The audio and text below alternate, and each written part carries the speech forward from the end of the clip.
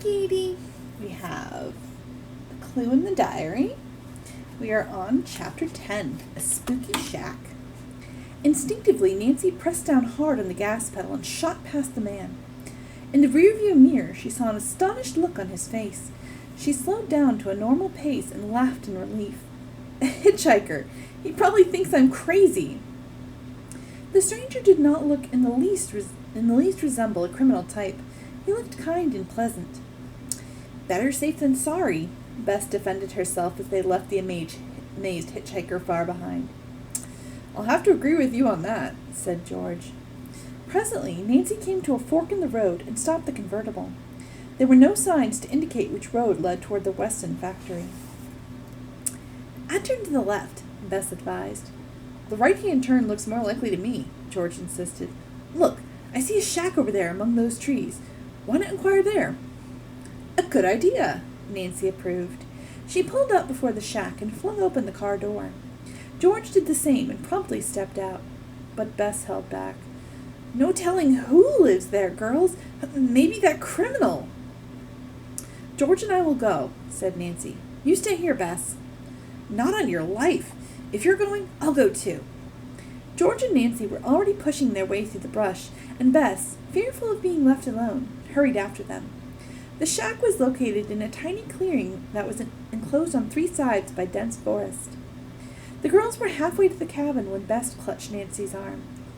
There's someone in the bushes, over by the grape arbor, watching us. The 3 girls huddled together, afraid to continue. They could see the motionless figure peeping out at them. Suddenly Nancy burst into laughter. A scarecrow! She exclaimed. Bess, this makes the 2nd time you've given us a scare. Bess looked sheepish and made no response. Come on, George said in disgust. We're acting like babies. The girls approached the shack with a boldness they did not feel. Bess remarked nervously that the place seemed unusually quiet. Summoning her courage, Nancy knocked on the door. There was no response. She knocked again, louder than before. I heard someone moving, George whispered tensely. Nancy thought she had heard something. A little chill of excitement ran down her spine. Was someone hiding inside? Let's go back, Bess urged fearfully. One more try, Nancy begged, and knocked again. When no answer came, Nancy gently turned the knob. The door opened so quickly she almost plunged headlong into the one-room shack. She sprang back, expecting to face an occupant. The room was empty. The few furnishings were broken down and covered with dust. Another joke on us, Nancy said. I'd have sworn I heard someone moving in here. So would I, murmured Bess in a relieved tone. What a creepy place. The girls tiptoed around the shack, sidestepping the dirt and ducking their heads as they avoided the heavy cobwebs. Nobody home, announced Nancy, gaily shaking off her former apprehensive mood. No one has used this shack in months, George declared. We may as well run along, said Nancy.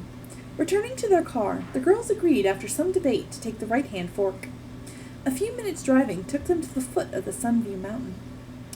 I see a town ahead, Nancy observed. We'll stop there and inquire if we're on the right road. When they reached the main section of the village, Nancy managed to attract the attention of a policeman who left his post and came over to the car. The road to the Weston factory? He repeated.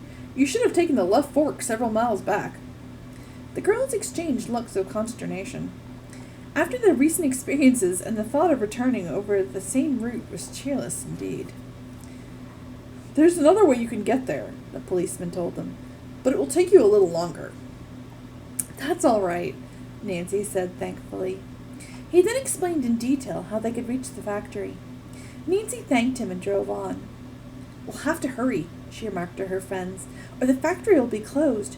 Just our luck to take the wrong turn. Swift driving partially made up for lost time, but Nancy's wristwatch warned her that it was nearly 4 o'clock when they at last reached the factory on the outskirts of Stanford. It took the girls a few minutes to locate the office. Nancy presented herself to the young woman in charge, stating that she wished to see Mr. Baylor Weston. It's rather late, the secretary informed Nancy with a superior air. Mr. Weston doesn't like to make appointments after 3 o'clock. We've driven here from River Heights, Nancy explained patiently. Please give him my name. The young woman vanished into an inner office. The girls sat down on a bench to wait. 5 minutes passed. Looks as if we're out of luck, George grumbled. The man probably suspects what we came for and means to get out of it if he possibly can.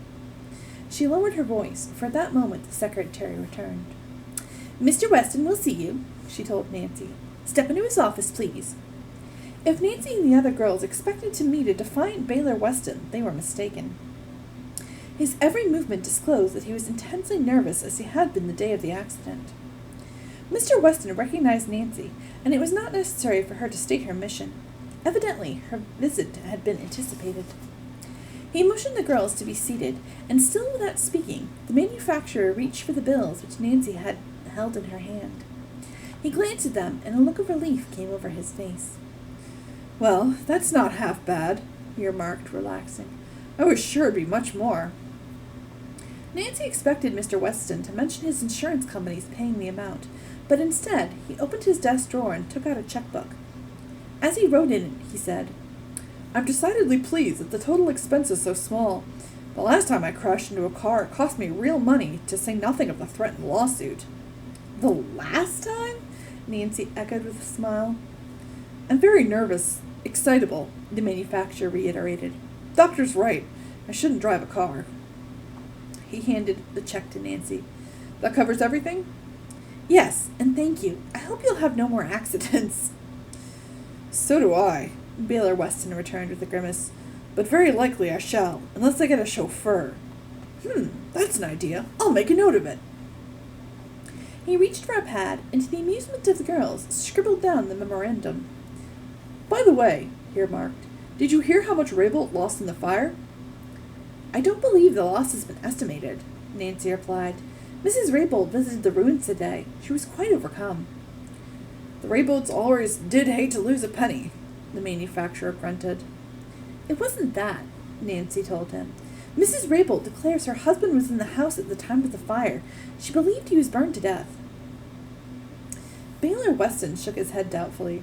Can't make me believe that Felix Raybolt was caught in that fire. He's too foxy for that. If he has disappeared, you may wager it was for a purpose. Mrs. Raybolt's grief seemed to be genuine, Nancy commented. No doubt. Raybolt wasn't the fellow to confide in his wife about anything. He kept his own counsel. You knew him well. At one time. We broke off business relations years ago. Raybolt was too tricky, mean and unfair in all his dealings. He'd steal ideas without a qualm. So I've heard, Nancy returned dryly. By the way, she asked, do you have a man by the name of Joe Swenson working for you? Mr. Weston thought for a moment, then said, The name is not familiar to me, but I'll inquire at our personnel office. He called the manager, and after a few moments' pause, the answer came back, no. Nancy was disappointed. She thanked Mr. Weston, and the three girls arose. They left the factory and walked to the car. Let's take the longer route back to River Heights rather than the Sunview Mountain Road, Bess pleaded, and Nancy consented. As she reached the Weston plant's main gate of the highway, the girls saw that the traffic had become heavy. Everyone must be coming to town for the carnival, George observed. I saw the posters advertising it when we drove through Stanford. There's to be some sort of parade, too. The steady stream of vehicles held the convertible at the entrance of the factory grounds. While the girls were impatiently waiting for a break in the line, the plant whistle blew. Now there will be a jam, Nancy exclaimed. A moment later, she finally managed to turn onto the highway, but cars in front of her moved slowly. Again, Nancy was forced to halt. The blowing of the whistle had released hundreds of workmen. They came pouring out from the plant. While she waited for the car ahead to move, Nancy watched the men with interest. Suddenly, a vaguely familiar figure caught her eye. At first, Nancy thought she must be mistaken, but as the man turned his face toward her, she knew her first impression had been correct. Look! Nancy cried excitedly. There's the man I saw running away from the fire! He's Joe Swenson! Ooh, interesting.